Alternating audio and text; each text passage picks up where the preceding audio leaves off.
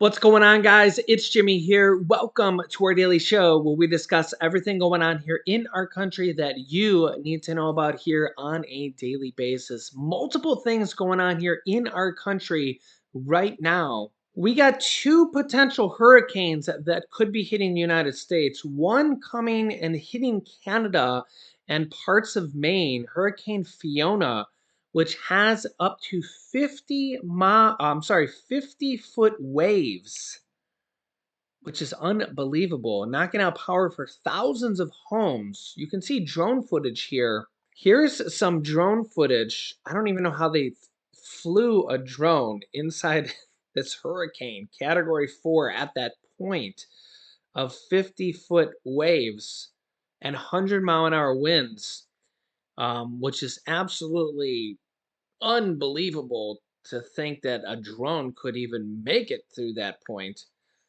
But yeah, unbelievable here. And you can just see that we've had some unbelievable weather here this year. Absolutely amazing.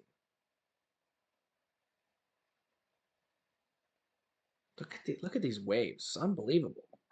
And we also have a tropical storm Ian in near Florida that could be strengthening to hurricane strength here. As you can see right here, coming soon. So my thoughts and prayers go out to everybody in these paths. If you're in these paths, go to safety as soon as possible. These things can be pretty deadly, pretty nasty. So let me know down below in the comments if you have any friends or family, or if you're in the path. Take these things pretty seriously. They're saying we could be due for much higher gas. You can see here for the headline here, $8 a gallon gas. Brace for higher oil prices as Russia escalates the Ukraine conflict, which is happening right now, as RBC Energy Guru says, because right now there's some massive, massive conflict going on in Ukraine as they're holding voting on the eastern shore of Ukraine between Russia and Ukraine, but it's Ukraine territory. But this is territory held by Russia and Russian military right now. And there's going to be a vote that is going to be held by Russian officials under Russian military. And the vote is going to be under Russian military officials on whether or not the Ukrainian people there want to be part of Russian territory. And the way it's going to happen here is for the first several days, all the days except for the last day, the officials there are going to go to the Ukrainians' homes for their safety to get their ballots, to get their votes, to ask them if they want to be part of Russia. So imagine how this is going to go. You're a Ukrainian, you're at your home. Russian officials with Russian military is going to come to your home and ask you how you want to vote with the ballots, and military officials there with, you can imagine what type of guns they're going to have, and say, how are you voting? Do you want to be part of Russia? And, there's going to be women and children there, and, there's Russians there with their guns. How do you think this is going to turn out? And first of all, I doubt very many people are going to say, oh, we want to stay part of Ukraine when they're standing there with their guns. um, and they're standing there, with intimidation. You can let me know your thoughts on this. And then even if by some chance Ukraine did win, guess who's going to count the votes? The Russian officials. It's being held by Russian officials, and the Russian military are the people counting the votes. So the whole world already knows what's going to happen with this election. And basically, everybody already knows what's going to happen with this Russian vote. And everybody in the whole world is basically saying that this vote is a sham vote. It's not a real vote. And The only people that is considering it a real election is Russia. Now, the problem with this is that Russia is then saying that if Russia wins the election, that then they consider it part of Mother Russia, and that gives them the right to defend it however they deem with any means necessary, including nuclear weapons. Now, whether or not that means that they can use nukes to defend and nuke that territory, which would then be now Russia, or if they could then nuke the country attacking that territory, Ukraine, and nuke Kyiv or other parts of Ukraine because Ukraine is attacking Russia, remains to be unseen. We want to say that neither of those are going to happen. We hope that neither of those are going to happen. But this could, obviously, if a single nuke is used anywhere in the world, it would be a catastrophic event. And it would set off a chain reaction of we don't even know. Does this start World War III? Does NATO get involved? Does the United Nations get involved? Does this start a world war? I mean, can you imagine if a nuclear bomb is dropped? Now, the thing is that Ukraine is not just going to give up a large portion of their country. It would be like this. Here's a headline from a few months ago. Here's a headline just from July. Top Russian lawmakers threaten Russia may reclaim Alaska.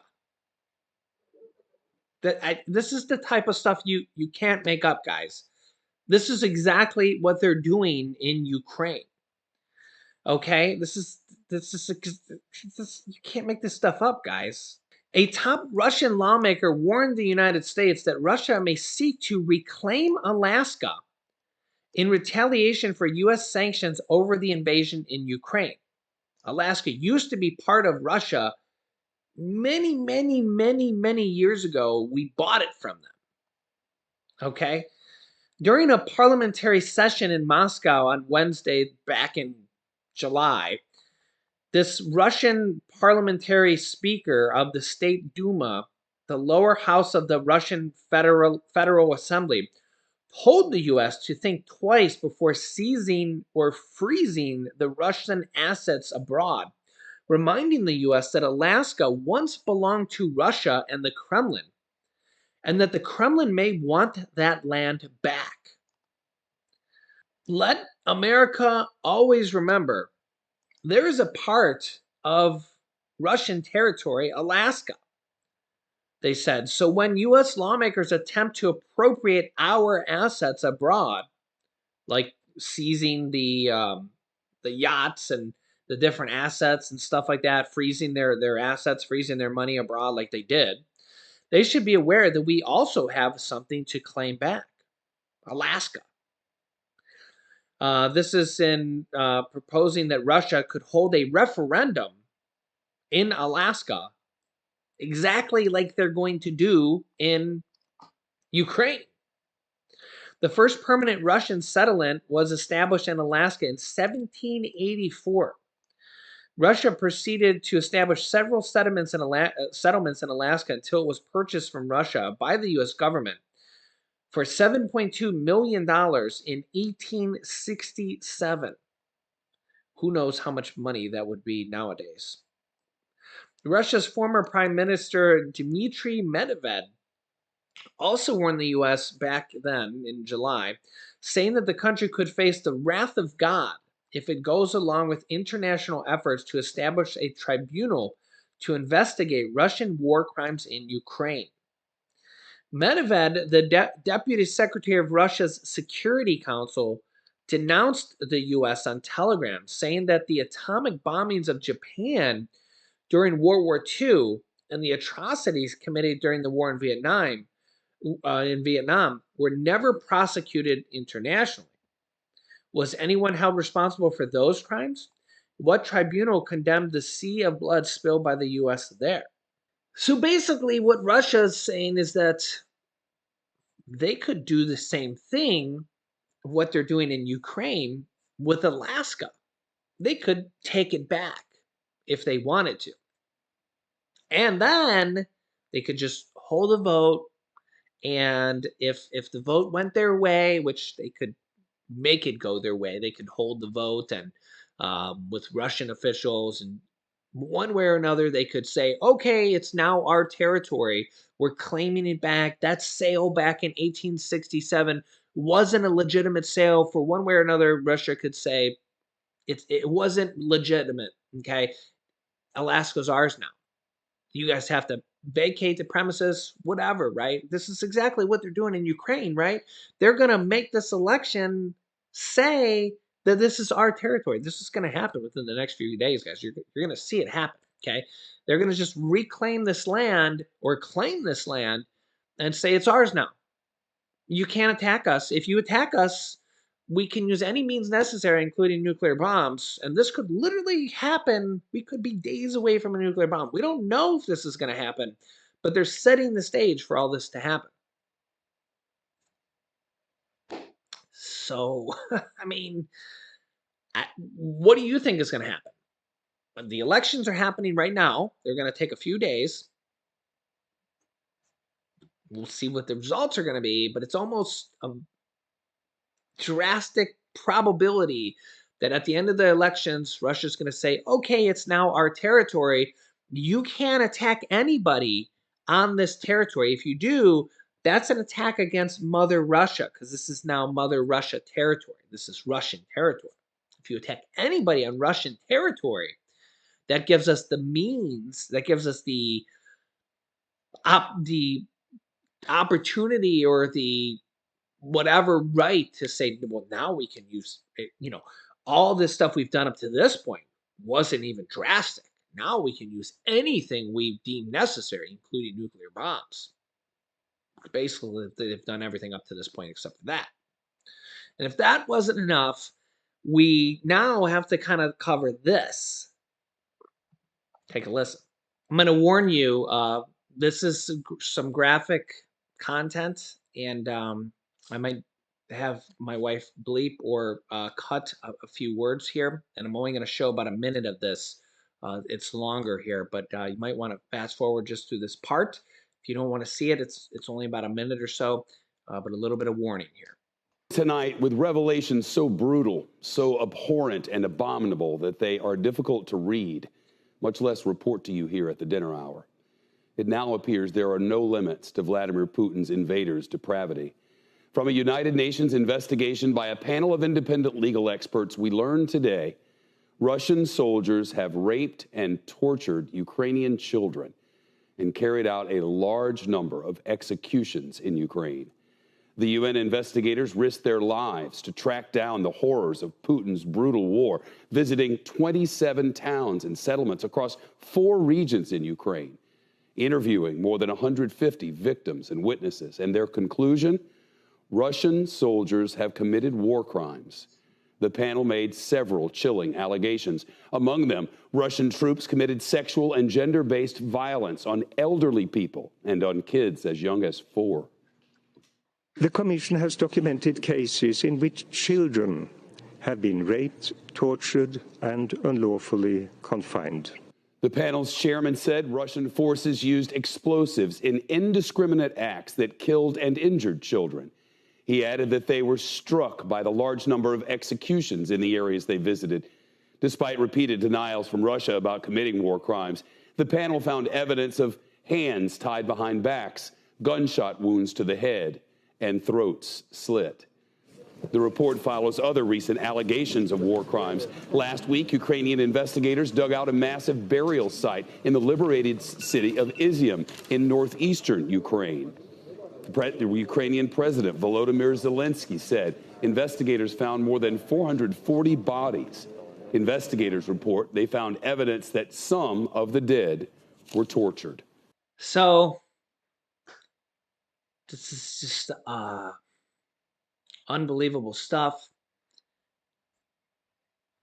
and you gotta kind of wonder how long can we let this stuff go on But the problem with this is the biggest problem here is that Russia has 6,000 nuclear bombs. Now we have like 5,000 or so collectively. NATO has more. It's not about who has more nuclear bombs because one single nuclear bomb would be catastrophic for the whole world. I mean, look at what happened in World War II with Nagasaki and Hiroshima. Two single two single bombs. So atomic bombs, nuclear bombs, this is not something we want to have happen. And it's I see comments in the comment section saying, "Oh, we should just go take them out." You can't just go take out Russia. I mean, the size of Russia, and if you send a nuclear bomb to Russia, they're going to start shooting them back. This is not a scenario that anybody wants in the world. This is not a good thing for anybody. Okay, this is why no country in the world has sent men and military into Ukraine to help them fight. Basically, it says, okay, this is a war between Russia and Ukraine, and we've seen dozens and dozens and dozens of countries supply Ukraine with military aid, with money, with weapons, with supplies, and basically says that they don't condone what Russia's doing. In fact, the UN vote that that basically voted, it was it was like 100 and some countries, and there was only 5 countries. Let me see here. There was a couple different votes here. You can see here from the official website of the European Union. The actual votes are here. You can look this stuff up here. The United Nations had a vote. This is the whole world. The United Nations had a vote demanding the Russian Federation withdraw all military forces from the territory of Ukraine. And the vote was 141 countries voted yes, Russia should withdraw from Ukraine. Only 5 countries voted with Russia. Those countries that voted with Russia were Russia, Korea, Eritrea, Belarus, and Syria. Belarus is basically a country underneath Russian control, and Syria. Even China didn't vote for Russia. They voted, they abstained. So 141 countries voted against Russia, 141 to 5. There was another vote here that voted to remove Russia from the Human Rights Council, which did happen. And in that vote, 93 votes voted against. 93 nations voted against and to remove them. So 93 nations voted in favor and 24 nations voted against. 58 nations abstained. Like the nations that voted, on Russia's side were, countries like Russia, China, Cuba, North Korea, Iran, Syria, Vietnam, countries like that. So Russia, you can see here, UN General Assembly voted to suspend Russia from the Human Rights Council and voted to demand Russia withdraw all military forces from the territory of Ukraine in a vote of 141 to 5. So this just shows you what the world thinks, not just the US. So this is like a world vote. 141 countries to 5 said that Russia should withdraw. So this gives you a world view of what people think, but Russia didn't withdraw. And now, will we see gas prices spike again because of this conflict here yet again? Will we see them go higher again? $8 a gallon gas? Well, we did see that in parts of California previously. Yeah, any consumers, U.S. consumers who think $5 a gallon gas is a thing of the past might want to listen to what Halima Croft has to say. Croft told MarketWatch that she believes global oil and natural gas prices could surge later this year as Russia escalates the conflict in Ukraine as Western sanctions against the Kremlin take full effect. Quote, losing for Putin may not be an option. And we're seeing this happen as he just called in a draft, basically, of 300,000 more people, some against their will because it's a draft. Then he's drafting people. And you know that a draft is you have to go into the military not for your choosing. He's drafting you, right? And you know, a draft isn't really you're choosing to go in, they're drafting you. Says, quote, we should be bracing for an escalation. They said in response to a question about Russian President Putin's announcement of a mobilization of reservists and also previous military people who aren't in the military anymore. The latest sign that Russia is escalating the conflict following its most recent military setbacks. We should be bracing for more disruption in the energy markets come December, highlighting December 5th, the date when a sanctions waiver for energy-related payments made to Russia expires as a potential inflection point. Before that happens, American consumer and oil traders will need to grapple with another issue, the end of releases from the U.S. Strategic Petroleum Reserves. For the past few months, President Biden and the U.S. have been supplementing the global energy market with 1 million barrels of oil a day. Will there be additional releases, and when will we start buying back oil to replenish that, because we won't be able to release oil forever? Quote, losing for Putin has not just professional consequences, it has potential personal and survival consequences as well. Croft, a former intelligence analyst and CIA with the CIA, losing for Putin may not be an option. And remember that there has been assassination attempts already on Putin. Let me know your thoughts here in the comments. I'll keep you up to date here on everything going on here in our country on a daily basis. What do you think is going to happen? We'll see. Make sure to subscribe down below to our YouTube channel. Click the subscribe button, then the bell icon so you don't miss out on new videos. It's completely free to do so. It just makes it so YouTube will show you our videos. And remember that new videos come out here every day at 10 a.m., 3 p.m., and 8 p.m. Eastern Standard Time. Tune in at those times. I have new videos every single day.